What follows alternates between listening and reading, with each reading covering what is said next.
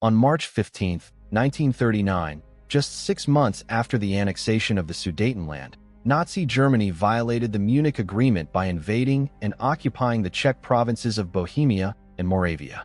The very next day, Adolf Hitler arrived in Prague and, from Prague Castle, proclaimed the Protectorate of Bohemia and Moravia. Konstantin von Neurath, former foreign minister of Nazi Germany, was appointed Reich protector. But Hitler soon considered von Neurath's rule too lenient. His soft approach toward the Czechs only fueled anti-German sentiment, resistance strikes, and sabotage. In September 1941, von Neurath was dismissed and Reinhard Heydrich was sent in as acting Reich protector. Alongside his Secretary of State and Chief of Police, Karl Hermann Frank, Heydrich unleashed a reign of terror, arresting, executing, and deporting Jews to concentration camps. After Heydrich's assassination in May 1942, Frank directed brutal reprisals, massacring more than 1,300 men, women, and children. Karl Hermann Frank was born on January 24, 1898, in Carlsbad, today's Karlovy Vary in the Czech Republic, then part of Austria-Hungary. His father, Heinrich, an elementary school teacher and fervent German nationalist, raised him steeped in the ideology of German nationalism. As a child, Frank was struck in the eye with a rock while playing, leaving him permanently blinded in one eye. When World War I broke out in July 1914, Frank was only 16. He attempted to enlist in the Austro-Hungarian army, but was rejected due to his injury. In 1918, doctors finally removed the damaged eye and replaced it with a glass one. That same year, the Czechoslovak National Council declared independence, creating a nation where Czechs made up about half the population, Germans 22%, and Slovaks 16%. As a Sudeten German, Frank became a fierce advocate for the Sudetenland's incorporation into Germany. In 1919, he joined the German National Socialist Workers' Party of Czechoslovakia, a proto-fascist movement. By 1925, he had opened a bookstore that specialized in National Socialist literature. With Hitler's rise to power in 1933, the Nazis began persecuting Jews, building concentration camps, and demanding the return of the Sudetenland to the Reich. In March 1938, Hitler annexed Austria with little resistance from Britain and France, whose failure to act emboldened him further. By late summer 1938, he threatened war unless the Sudetenland was handed over. This territory not only housed many ethnic Germans, including Frank, but also contained much of Czechoslovakia's defensive fortifications. On September 29th to 30th, 1938, Britain, France, Italy, and Germany signed the Munich Agreement, conceding the Sudetenland to Hitler in exchange for his false promise of peace.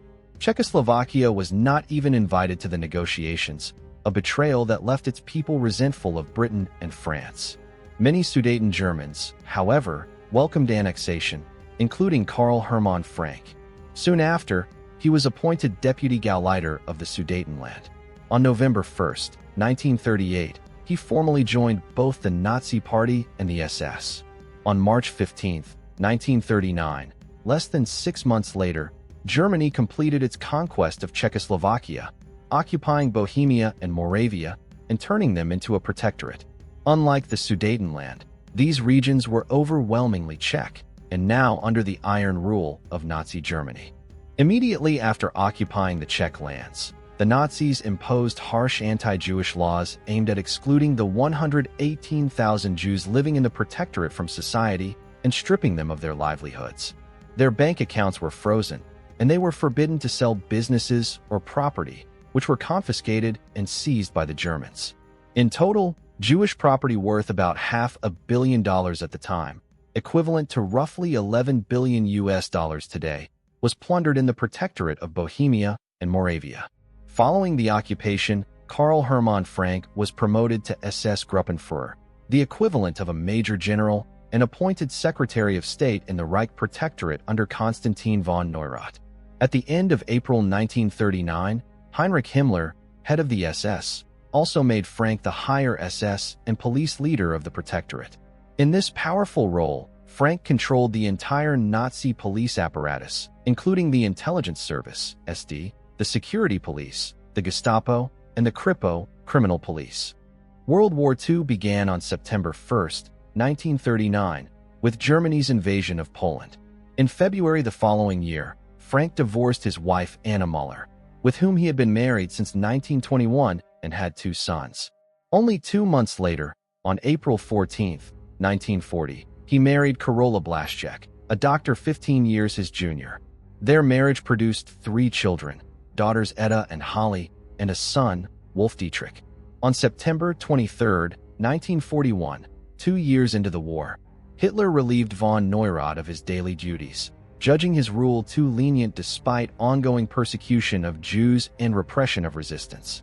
Von Neurath, who even tried at times to restrain Karl Hermann Frank's excesses, remained Reich protector in name only. Real power passed to Reinhard Heydrich, who was appointed acting Reich protector on September 29, 1941.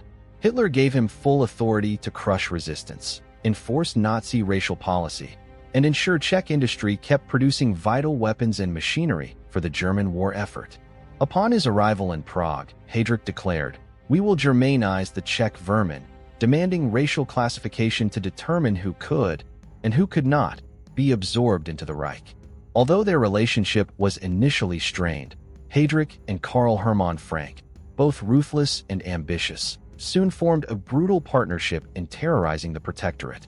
In October 1941, only a month after Heydrich's arrival, systematic deportations of Czech Jews began with transports to the Lodz ghetto in occupied Poland. By November 3, 5,000 Jews had been deported there. Only 277 survived. That same month, Heydrich established the Versailles-Stadt ghetto in Terezin, within the Protectorate itself, and the first transports of Czech Jews soon followed. Under Heydrich and Frank's reign of terror, thousands were arrested and between 400 and 500 executed by early 1942. On May 27, 1942, Reinhard Heydrich was mortally wounded in Prague by Czechoslovak paratroopers Josef Gabčík and Jan Kubis. Despite severe infection, he clung to life for several days, but collapsed and died on June 4. His funeral in Berlin was attended by the highest-ranking Nazis, including Himmler and Hitler, who vowed revenge. Even before Heydrich died, preparations for brutal reprisals had begun. On May 27, the day of the attack, Karl Hermann Frank declared a state of emergency in Prague, imposing a strict curfew. Anyone who assisted the assassins would be executed along with their families.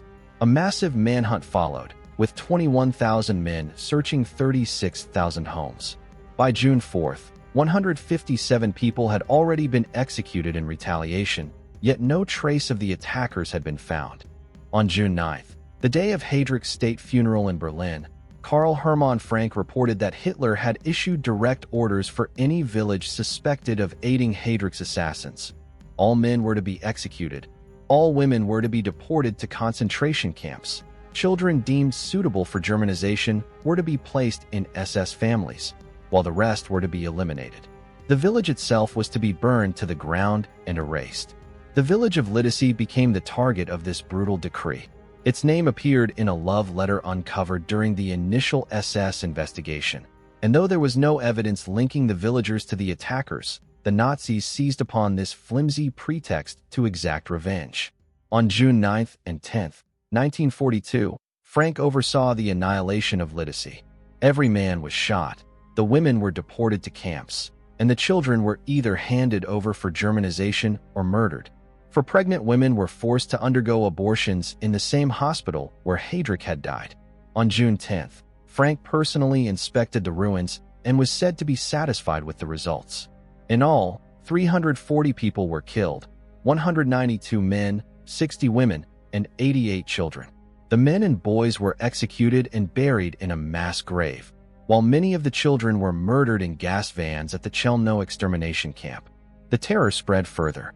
2 weeks later, the village of Lizaki was destroyed after the Gestapo discovered a radio transmitter linked to the resistance fighters who had carried out Heydrich's assassination.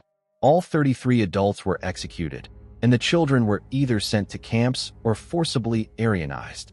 In total, Nazi reprisals for Heydrich's death claimed more than 1,300 lives, including family members of the resistance, their supporters, Czech elites suspected of disloyalty, and ordinary villagers like those of Lidice. In June 1943, Frank was promoted to SS-Gruppenführer, the equivalent of lieutenant general, and became police general in Prague, as well as general of the Waffen-SS. That August, he was appointed Minister of State for Bohemia and Moravia with cabinet rank, earning from the Czechs the grim nickname Bloody Dog Frank. In 1944, he personally led anti-partisan operations in Moravia, attempting to destroy the Jan Žižka Brigade, the largest partisan unit in the Protectorate. On November 3rd, he ordered the execution of suspected partisans and their supporters, leaving their bodies hanging in public for 48 hours as a warning. Yet despite mass executions and the deployment of 13,000 soldiers, the Germans failed to eliminate the brigade, which fought on until the war's end. By April 1945, as his reign of terror crumbled, Frank tried to flee Prague and surrender to the Americans, fearing capture by the Soviets. On May 9, 1945, he was arrested by U.S. forces but soon extradited to Prague, where from March to May 1946 he stood trial before the People's Court.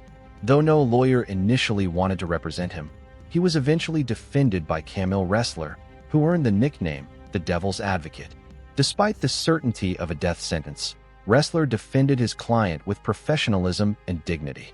During the trial, Frank claimed he was not guilty but merely co-responsible, insisting he had only followed orders and represented just a small part of the wider Nazi machine.